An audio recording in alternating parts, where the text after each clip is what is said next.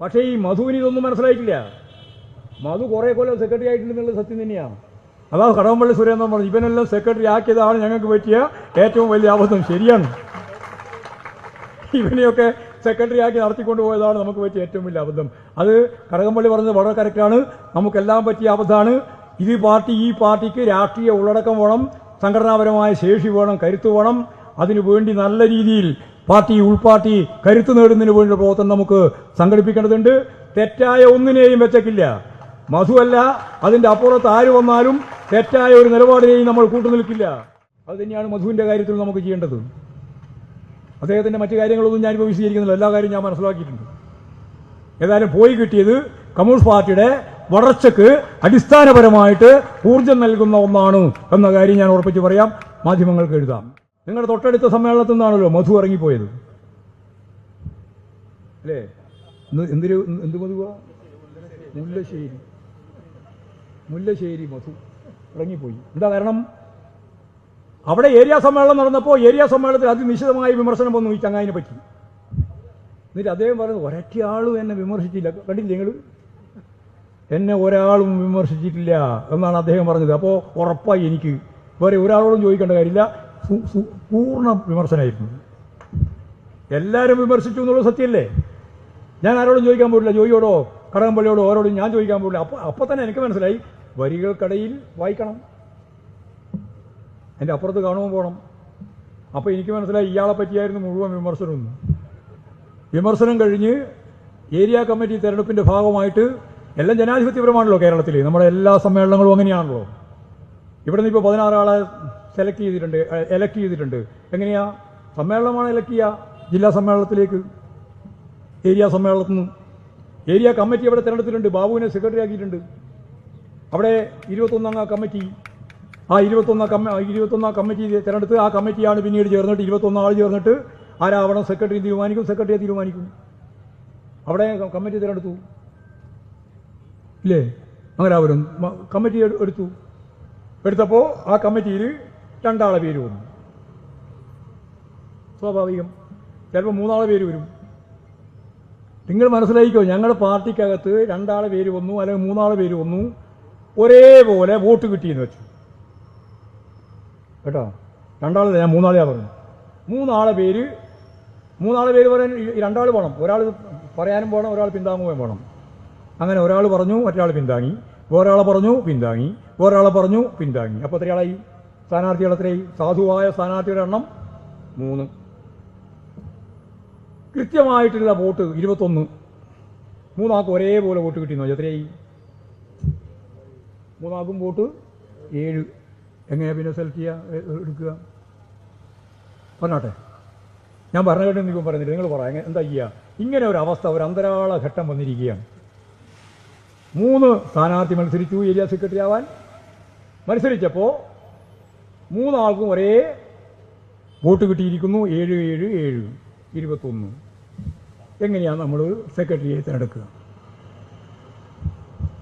എങ്ങനെ തിരഞ്ഞെടുക്കും? അയ്യോ, നിങ്ങൾക്ക് എല്ലാവർക്കും ഒരേപോലെ വോട്ട് കിട്ടിയിരിക്കുന്നു, അതുകൊണ്ട് തൽക്കാലം ഞങ്ങൾ ഇത് അവസാനിപ്പിച്ച് പോവാണ്, പിന്നെ ആലോചിക്കുക എന്ന് പറഞ്ഞ് പിരിയാണോ? എന്താ ചെയ്യുക പിന്നെ? നറുക്കിടും.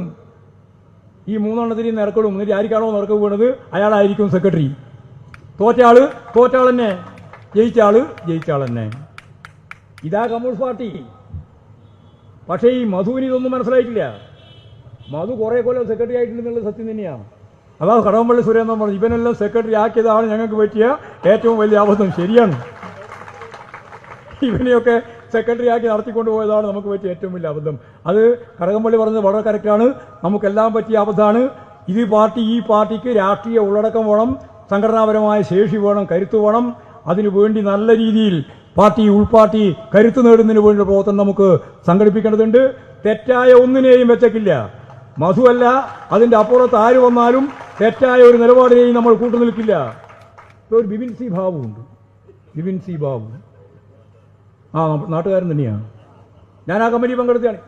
ഞാൻ നേരത്തെ പറഞ്ഞില്ലേ, മറ്റേ കരുനാഗപ്പള്ളി കമ്മിറ്റി ഞാൻ പങ്കെടുത്തു പറഞ്ഞ പോലെ തന്നെ അവിടെയും ഞാൻ പങ്കെടുത്തിയാണ്. ആലപ്പുഴ ജില്ലയിലെ ഈ പറയുന്ന കായംകുളം ഏരിയ കമ്മിറ്റി പങ്കെടുത്തപ്പോൾ എന്താ സ്ഥിതി? എൻ്റെ മുമ്പിലുള്ള ഏറ്റവും പ്രധാനപ്പെട്ട പരാതി ഇവൻ്റെ ഭാര്യയുടേതാണ്. ഇവൻ്റെ ഭാര്യയെ ആക്രമിച്ചു, പരിക്കേൽപ്പിച്ചു, കേസുണ്ട്. ഇവനും ഇവൻ്റെ അമ്മയും ഈ നമ്മുടെ പാർട്ടീൻ്റെ ഒപ്പം നിൽക്കല്ലേ, പോയാലല്ലേ നമുക്ക് എന്തെങ്കിലും നിലപാട് സ്വീകരിക്കാൻ പറ്റുള്ളൂ. അപ്പോൾ ഞാൻ ആ കമ്മിറ്റി പറഞ്ഞു, ഉറച്ച നിലപാട് സ്വീകരിക്കണം, ഒരു വിട്ടുവീഴ്ചയും പാർട്ടി ഉദ്ദേശിക്കുന്നില്ല. ഇവരാണെങ്കിൽ വേറൊരു സ്ത്രീയായിട്ടുള്ള ബന്ധത്തെ സംബന്ധിച്ചാണ് ആരോപണം. ആ സ്ത്രീക്കെതിരായിട്ട്, അതായത് ഭാര്യയ്ക്കെതിരായിട്ട് കടന്നാക്രമം. ഇതിൻ്റെ ഭാഗമായിട്ടാണ് ഇപ്പോൾ കേസ് വന്നത്. ആ കേസൊന്നും പ്രശ്നമില്ലാണ് സുരേന്ദ്രൻ പ്രശ്നമായിരിക്കില്ല. സുരേന്ദ്രൻ ഇതിനേക്കാളും ഭയങ്കരമായ എന്തെല്ലാം സംഭവങ്ങൾ കണ്ടയാളാണ്, കണ്ടുകൊണ്ടിരിക്കുകയാണ്, എന്തെല്ലാം കേസ്. പക്ഷേ സംഭവം ഇവിടെ വളരെ വളരെ അപകടമാണ്. നമ്മൾ പറഞ്ഞു തെറ്റായ ഒന്നിനെയും നമ്മൾ അംഗീകരിച്ചു കൊടുക്കില്ല, അഡ്മിറ്റ് ചെയ്യില്ല. ബിപിൻ ബാസു അല്ല, അതിൻ്റെ അപ്പുറത്തുള്ള ആരായാലും. അങ്ങനെ വന്നപ്പോഴാണ് ഗത്യന്തരില്ല എന്ന് വന്നപ്പോൾ ഞാൻ BJPയിലേക്ക് പോകുന്നു പറഞ്ഞിട്ട് പോയതുകൊണ്ടും ഞങ്ങൾക്കൊരു പ്രശ്നമില്ല, ഒന്നും നഷ്ടപ്പെടില്ല. ഇങ്ങനെയുള്ള ജീർണമായ കമ്മ്യൂണിസ്റ്റ് പാർട്ടിക്ക് ഉൾക്കൊള്ളാനാവാത്ത, നമ്മൾ പുറന്തള്ളാൻ ഉദ്ദേശിക്കുന്ന, പുറന്തള്ളിക്കൊണ്ടിരിക്കുന്ന ആളുകൾ കമ്മ്യൂണിസ്റ്റ് പാർട്ടിയിൽ നിന്ന് പോയാൽ ആ പാർട്ടി ഗൗരവപൂർണമായ പാർട്ടിയായി ശക്തിയായി മുന്നോട്ടേക്ക് വരികയാക്കിയ ജീർണത അവസാനിക്കും.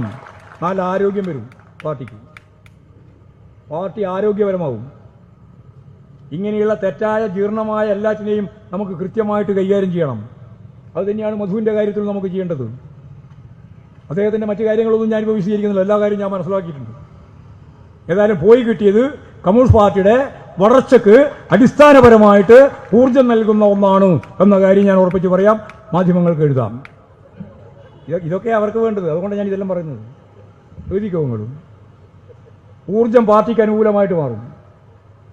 അതുകൊണ്ട് തെറ്റായ എല്ലാ പ്രവണതയെയും അവസാനിപ്പിച്ച് പാർട്ടിയെ കറക്റ്റ് ചെയ്ത് മുന്നോട്ടേക്ക് കൊണ്ടുപോവുക. അത് ഒരു ദിവസത്തേക്ക്, ഒരു സമ്മേളന കാലയളവിലേക്കുള്ളതല്ല, ദൈനംദിന പ്രവർത്തനത്തിന്റെ ഭാഗമായിട്ടുള്ളതാണ്. അടിമുടി പാർട്ടി ആ ദൗത്യത്തിലേക്കാണ് മുന്നോട്ടേക്ക് പോകാൻ പോകുന്നത്. അതിന് എല്ലാവിധ ജനങ്ങളുടെ പിന്തുണയുണ്ട്. ആ പിന്തുണയാണ് ഓരോ റാലിയിലും പതിനായിരക്കണക്കിന് ആളുകൾ പങ്കെടുത്തുകൊണ്ട് സമ്മേളനം പൂർത്തിയാക്കാൻ ഈ പാർട്ടിക്ക് കരുത്തു നൽകുന്നത് എന്ന കാര്യത്തിൽ സംശയമില്ല. ഈ സമ്മേളനം വമ്പിച്ച വിജയമാക്കി തീർത്ത മുഴുവൻ സഖാക്കളെയും അഭിവാദ്യം ചെയ്തുകൊണ്ട് ഈ സമ്മേളനം ഔപചാരികമായി ഉദ്ഘാടനം ചെയ്തതായി അറിയിച്ചുകൊണ്ട് ഞാൻ എൻ്റെ വാക്കുകൾ ഉപസംഹരിക്കുകയാണ്.